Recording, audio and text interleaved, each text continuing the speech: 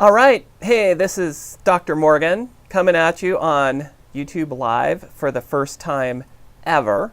And today I'm going to talk about the importance of imperfect action and in your research career and especially in your grants. I am taking imperfect action. I am demonstrating the principle that I am talking to you about by going ahead and making this video. I wanted to go outside in the snow and make it, but it is raining outside and that is sucky. Who wants rain on top of snow? It's like not fun. So I decided to take imperfect action and go ahead and make this for you anyway in front of the little fireplace here, which is not running right now. So I wanted to talk about the importance of imperfect action and how to do it right and how to not do it right. How I used to screw up this idea of taking imperfect action, but how now that myself and clients shift that to really having it be something that helps move things forward in an awesome way. So I'm going to illustrate that, but if you're just joining us, if you want deeper grant training, more of my latest grant writing training, go to grantwebinar.com and you can register there and get access to the latest in-depth training.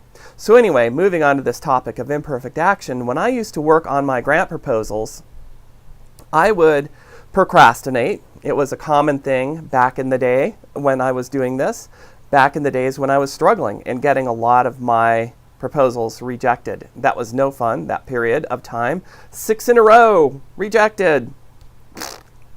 Nada, zilch, nit, whatever the different terms for no are that I can't think of right now. So I was really struggling to get them funded, and I would procrastinate. And I would take a lot of imperfect action, but only at the last minute.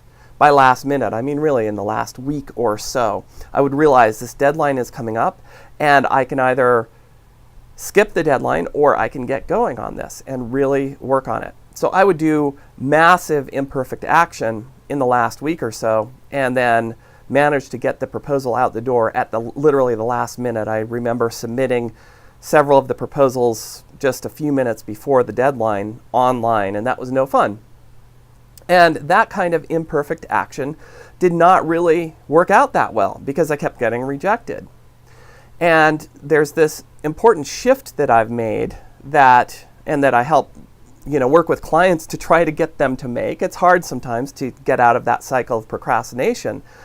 But it is taking early imperfect action and smaller steps of imperfect action rather than taking the big imperfect action, especially at the last minute. Those early steps make a big difference. A way or a metaphor for illustrating this comes from a book by Maxwell Maltz. And right now I can't even remember the name of the book, but it was a pretty cool personal development book written in the 1950s. And in that, he talks about this idea of a torpedo and how a torpedo tries to hone in on its target. And the idea behind that is that when you fire the torpedo, you don't do this massive calculation to figure out the perfect trajectory to get the torpedo to its destination, because the conditions are constantly changing. The currents, the waves, the motion of the boats relative to one another, or the submarines, or whatever military things are out there firing torpedoes, it's constantly changing. So no matter how perfect your calculation, when you fire the torpedo, it is likely going to miss the mark because things change.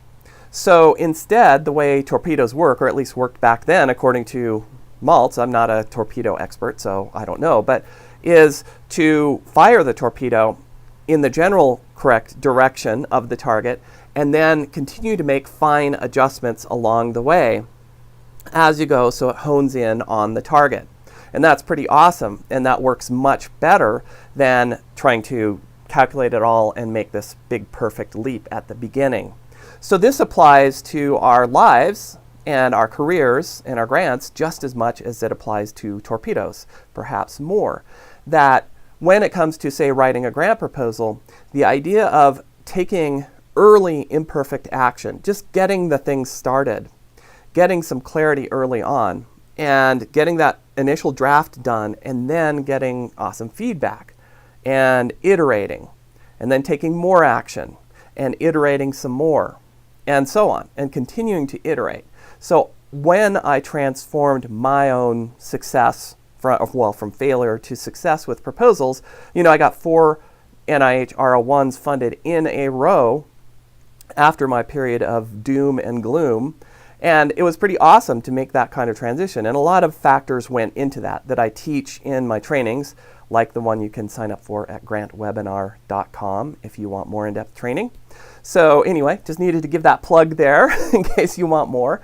So in that period, in that transition, I really went from doing everything at the last minute to taking that early imperfect action.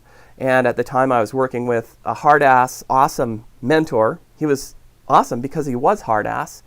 And I would hesitate to start early and send him stuff, but I ended up doing it because I knew that what I was doing was not succeeding. I was really worried about whether I would get tenure, worried about whether I would have to lay off staff in my lab and all of that kind of fun stuff. So I'm like, I have to do something different. So I would write an early draft and send it to him. This was months in advance of a deadline. He would take a couple weeks to review it, and then he would get back to me. And the first couple iterations back in that time were often completely redlined, and he would trash me. But that trashing was so important because I had taken that imperfect action of at least getting started, and that trashing brought further clarity. And then from that further clarity, I would do another iteration, and it was a little bit closer.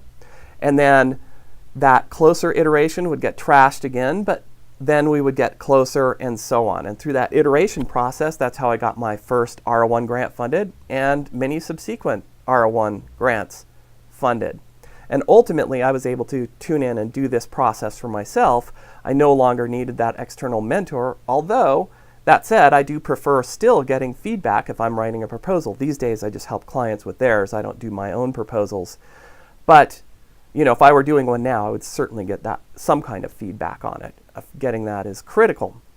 So we see a process that you can apply.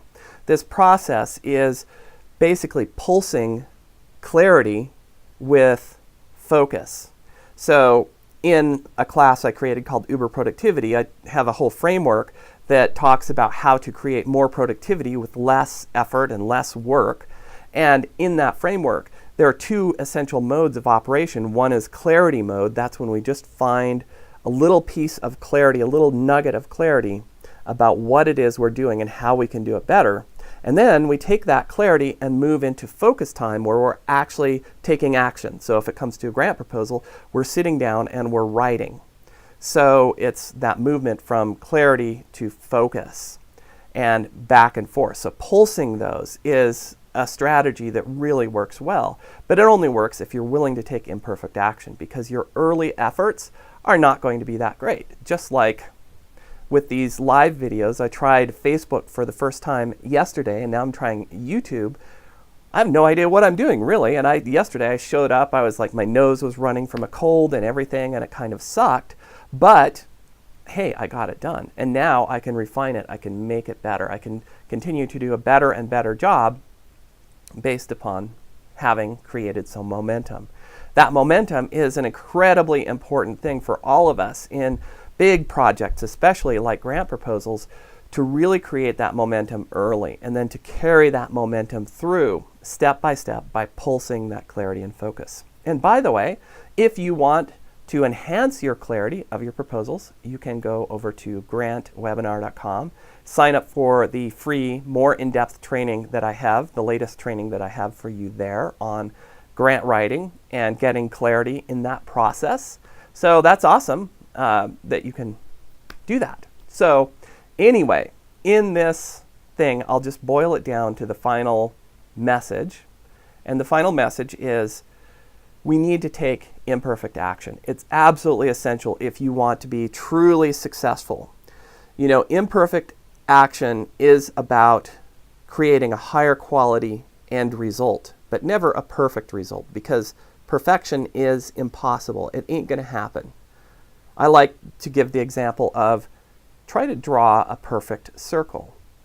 And it's impossible because once you get down to the subatomic level, these quanta the atoms and then the subatomic units are constantly shimmering and shaking and vibrating and doing all this stuff. And so we cannot create a perfect circle. We just cannot do perfection, but we can do quality. And the best way to quality is to start early with that imperfect action. Take one small step and then iterate. Get more clarity, take another step, iterate, get more clarity, take another step. And that is an awesome process for anything in life, grant proposals or anything else. And so, again, if you want more of that kind of clarity along the way of writing your grant proposals, check out grantwebinar.com. I have free training for you that's available there, and all you have to do is register, and boom, you've got access to the free training that will go more in depth in a number of different strategies that will help you with your grant proposals. So I think that's it for the live feed. I'm going to see if there are any specific comments or questions before I sign off. Okay. I'm not seeing any right now. So by the way, before I do sign off, please let me know if you do have questions or topics that you'd like me to cover on research careers and grant proposals and productivity without working yourself to death, things like that. I love teaching classes and talking to people on this stuff, and I've decided to really make an effort here to re-engage with the YouTube community. I made lots of videos like years ago. It seems like a decade ago. It wasn't quite that long ago. But I've really neglected the YouTube sphere since then, and I'm not going to keep doing that. So I'll be showing up again. Let me know the topics you'd like to hear about, and I'm happy to address those.